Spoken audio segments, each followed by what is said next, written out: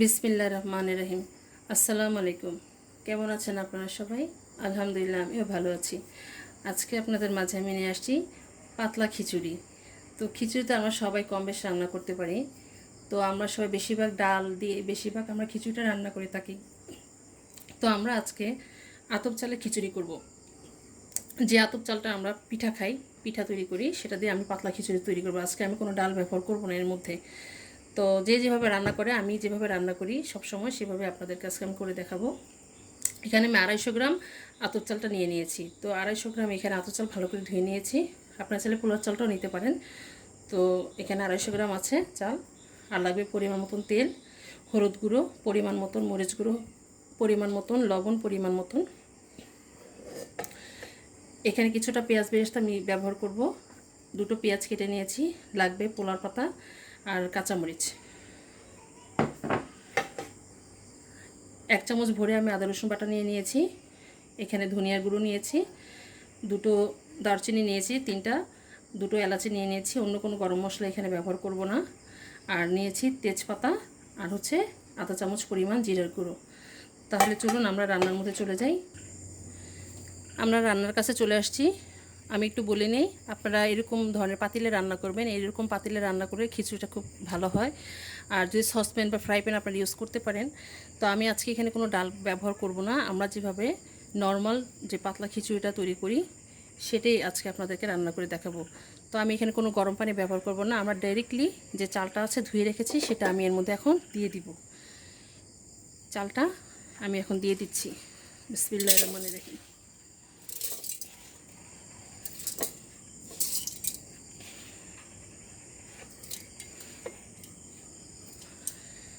চালটুক দিয়ে দিলাম।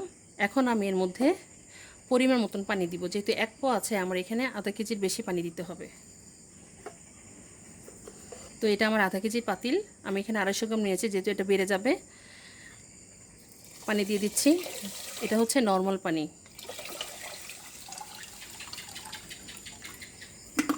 এখানে পুরোপুরি আমি আধা কেজি পানি দিয়ে দিলাম।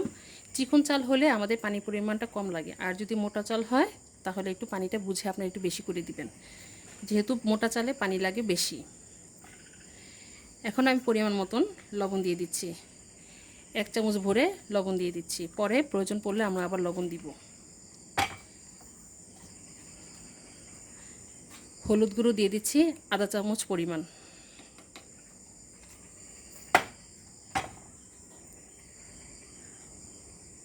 লাল মরিচের গুঁড়ো দিয়ে দিচ্ছি আধা চামচ পরিমাণ। যে সয়াবিন তেলটা আছে সেটা পরিমাণ মতন দিয়ে দিচ্ছি। বিসমিল্লাহ। এখানে আমাদের পুরোটা লাগবে না, পরিমাণ মতন দিলাম। পেঁয়াজ যেটা কেটে রেখেছিলাম সেই পেঁয়াজটুকু দিয়ে দিচ্ছি।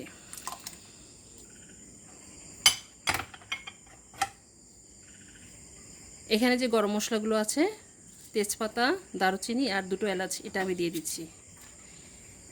আপনারা চাইলে অন্য মশলাও ইউজ করতে পারেন। আমি এখানে অন্য মশলাটা দিলে আমার কাছে ভালো লাগে না, তাই দিলাম না। আর দিয়ে দিব আধা চামচ যে আদা রসুন বাটাটা আছে সেটা দিয়ে দিলাম। আর দিয়ে দিব ধনিয়ার গুঁড়াটা। জিরার গুঁড়োটা আমরা পরে দিব। গুঁড়োটা দিয়ে দিলাম। এগুলো প্রত্যেকটা জিনিস এভাবে স্টেপ বাই স্টেপ মশলা দিয়ে রেডি করে তারপর আপনার চালটা জ্বালাবেন। অনেকে আছে গরম পানি করেও দেয়, আমি গরম পানি করে দেবো না। যেহেতু এটা আতপ চাল, এটা বলক আসলে বেশি সময় লাগে না চালটা গুলতে, তাড়াতাড়ি হয়ে যায়। তো আমরা চালটা জ্বালিয়ে দিই। বিসমিল্লাহির রহমানির রহিম। এখন এটাকে আমরা একটু পর পর নাড়াচাড়া করে দিব। বিসমিল্লাহির রহমানির রহিম।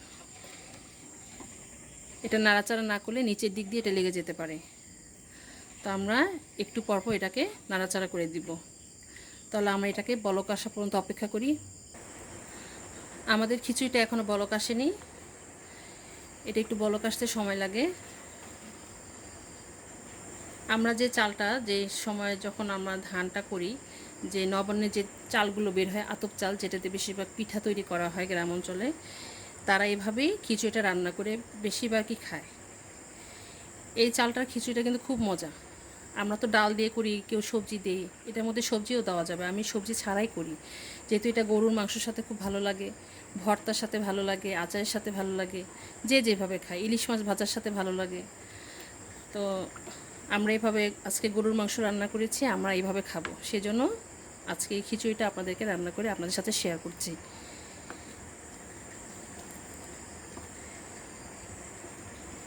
এটা অল্প চাল দিয়ে দেখবেন অনেকটুকু হয়, এটা অলরেডি বেড়ে যায়। চালটা যখন রান্না হয় অল্প চাল নিলে এটা অনেকটুকু বেড়ে যায়, খিচুড়ির পরিমাণটা বেড়ে যায়।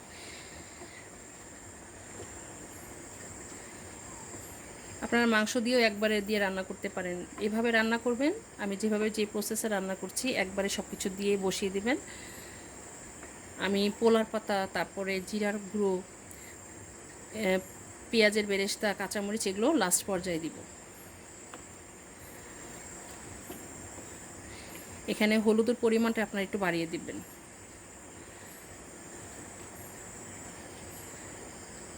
আমাদের এটা এখনও বলক আসেনি, আমরা বলক আসা পর্যন্ত অপেক্ষা করি।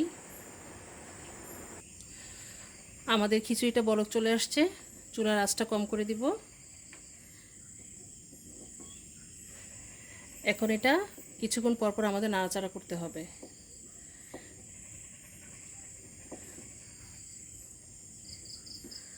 কম করে দিলাম।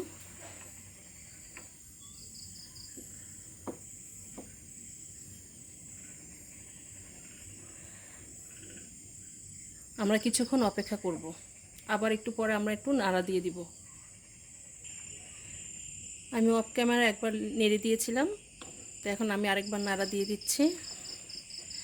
চালটা এখনও ফুটেনি, চালটা ফুটে ওঠা পর্যন্ত আমাদের অপেক্ষা করা লাগবে, যেহেতু এই চালটা একটু মোটা ধরনের হয়।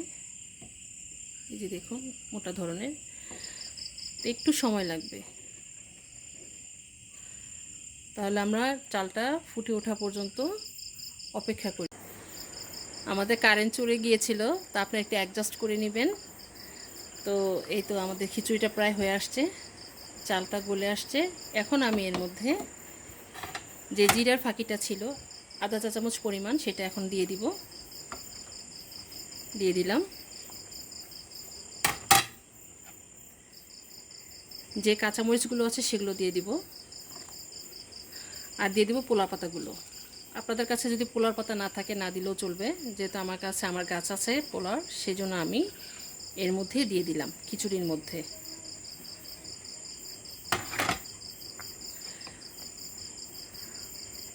আর 10 মিনিটের মতন আমি রাখবো, রাখার পরে তারপর আমরা চুলাটা বন্ধ করে দিই, আর 10 মিনিট অপেক্ষা করি। আমাদের 10 মিনিট হয়ে গিয়েছে, মাশাআল্লাহ আলহামদুলিল্লাহ। যে দেখুন এটার কালারটাও খুব ভালো আসছে। এটা এই অবস্থায় আপনারা নামানোর চেষ্টা করবেন, একটু ভেজা ভেজা অবস্থা নামালে কি হবে, এটা পরে টেনে যাবে। 10 মিনিটের মধ্যে এটা পানিটা সোপ করে নেয়। তো এই তো মাশাআল্লাহ আমার চালটা পুরোপুরি গলে গিয়েছে। এই যে দেখুন মাশাআল্লাহ করে আমাদের খিচুড়িটা তৈরি। এখন আমি আর চুলায় রাখবো না, এখন আমরা এটাকে নামিয়ে ফেলবো। তাহলে চলুন পরিবেশনে চলে যাই।